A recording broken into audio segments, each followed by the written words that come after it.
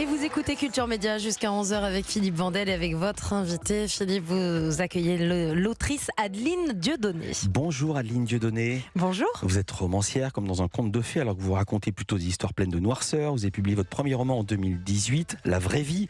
300 000 ventes, traduit dans 22 langues. Le roman reçoit le prix Fnac, le prix Renaudot des lycéens, rien que ça, le grand prix des lectrices de Elle et beaucoup d'autres, je ne vais pas tout citer. Et ensuite un recueil de nouvelles qui s'appelait Kérosène. Et donc votre nouveau roman, puisque c'est le second, donc vient de sortir, toujours chez l'Iconoclaste, je vais y arriver. Le titre c'est Reste. C'est un ordre ou c'est un nom commun ? Comme des restes. Mais c'est les deux. Et puis on peut même imaginer l'acception anglophone to rest, rest in peace. Donc ouais, on a vraiment. C'est pour ça que j'aimais bien ce titre, c'est parce qu'on peut le prendre de plein de façons différentes. Ouais. Alors c'est une histoire horrible, morbide, terrifiante et en même temps une magnifique histoire d'amour, généreuse et solaire. C'est aussi une réflexion sur le désir des femmes, désir au sens large, pas seulement sexuel. Alors elle n'a qu'une initiale, votre héroïne, S. Elle est amoureuse de M. Et en écrivant mes questions ce matin, en tapant sur l'ordi, je me suis rendu compte que S et M, ça faisait SM, alors que vous auriez pu choisir n'importe quelles autres lettres. Eh ben, c'est mon inconscient qui joue. Vous avez fait exprès ou pas ? Non, c'est pas du tout fait exprès. Vous savez quoi ? Il y a 26 lettres, il y avait 676 possibilités. C'est vrai ? Et vous avez, oui, 26 fois 26, et vous avez choisi SM. Ah ben voilà. Non, et c'est vrai que je m'en rends compte en parlant du livre, parce que parfois je dis S et M, et donc tout à coup j'ai fait l'association, mais c'était pas du tout fait exprès, absolument pas. Voilà. Et puis vous direz que justement ce qui est inconscient, c'est ce qui est le plus puissant. Bien sûr, justement, c'est d'autant plus puissant que vous n'en aviez pas pris conscience. Qui est S et qui aime ? Alors, c'est un couple d'amants. M, donc l'homme est marié, donc peut-être M comme marié d'ailleurs. S, c'est l'héroïne, c'est elle c'est la narratrice de l'histoire.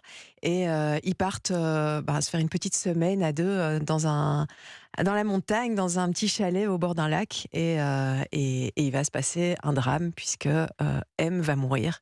Et S va refuser de rendre le corps à la famille. Ce qui est extraordinaire, c'est qu'il y a un drame, mais elle ne l'a pas tué. Ah non, pas du tout. Oui, mais ça parce que vous avez lu le roman, mais pour les gens qui l'ont pas lu, c'est que elle n'est pas assassine, elle n'est pas, je sais pas comment on dit, mais elle ne rend pas le corps. Mais elle ne rend pas le corps. Elle fait du recel de cadavres alors qu'il n'y a pas eu d'assassinat, effectivement. Ouais. Et il y a une histoire dans l'histoire parce que c'est la narratrice, mais c'est aussi un roman épistolaire parce qu'elle écrit à l'épouse de M. Oui, en fait, quand j'ai commencé à écrire le roman, je savais que à un moment ou un autre, il faudrait qu'elle écrive à l'épouse, parce que c'est pas un monstre du tout cette femme, et qu'elle a pas du tout envie que cette épouse attende son mari et s'inquiète. Donc elle doit lui écrire pour l'informer qu'il est mort et qu'elle ne rendra pas le corps. Et puis, donc j'ai commencé par là, j'ai commencé par écrire cette lettre, et rapidement je me suis dit, il est là le roman. J'ai absolument pas besoin de rentrer dans une narration à la troisième personne du singulier, à la troisième personne. Mais le roman épistolaire, il est là. Et c'est pas un roman sur la rivalité, sur l'aigreur, sur la méchanceté, puisqu'elle dit « je vous aime, je vous connais pas, mais je vous aime puisque M vous aimait ».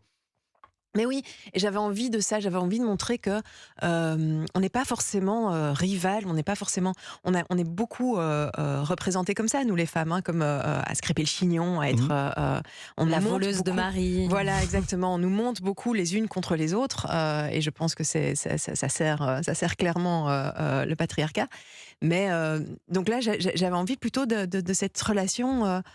D'une maîtresse qui dit à l'épouse on n'est pas rivales et on est chacune à un endroit, en tout cas moi je suis bien dans cette relation-là. En parlant de rivalité, il y a cette expression, le marché de la bonne meuf. Oui. C'est quoi le marché de la bonne meuf ? Mais c'est un petit clin d'œil à Virginie Despentes, parce que elle en parle dans King Kong Theory. Donc le marché de la bonne meuf, c'est à quel endroit on est baisable, on est disponible, et c'est vrai que c'est déjà ça se finit plus ou moins vers 40 ans chez nous, les femmes. 40 ans ? Laurie Choleva, qui était là juste avant, disait que dans le cinéma, c'était 45 ans. On est vraiment dans notre sujet. Adeline Dieudonné, ce roman reste quelque part entre Annie Ernaux et Stephen King. Culture Média continue sur Europe 1. Culture Média sur Europe 1 avec Adeline Dieudonné de retour avec son nouveau roman Reste. Vous dites, Adeline Dieudonné, qu'avec ce roman, vous avez compris pourquoi vivre à deux en couple n'est plus possible pour vous. C'est pas pour parler de votre vie que je lance ce sujet, c'est qu'avez-vous découvert sur vous en écrivant ces pages ? Oui, parce que le fait de savoir que j'étais plus capable de vivre en couple, je le savais déjà, mais je n'avais pas encore mis réellement le doigt sur les mécanismes qui m'avaient conduite Mmh. à cette conclusion-là.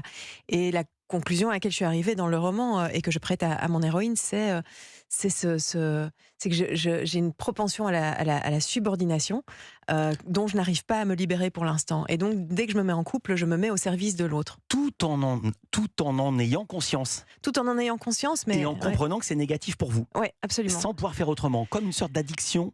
Ouais, mais c'est notre socialisation on est socialisé comme ça en tant que femme. On nous explique que les désirs des hommes, que les nécessités des hommes sont plus importantes que les nôtres. Attendez, Et attendez. donc, On nous explique, qui nous explique ça? Parce que quand j'entends ce discours, moi je suis né en 62, c'était le discours des années 20, des années 30. Mais moi, depuis que je lis des journaux, j'ai travaillé à Actuel, je lis la presse, on nous explique que les femmes doivent faire ce qu'elles veulent. Qui vous explique ça?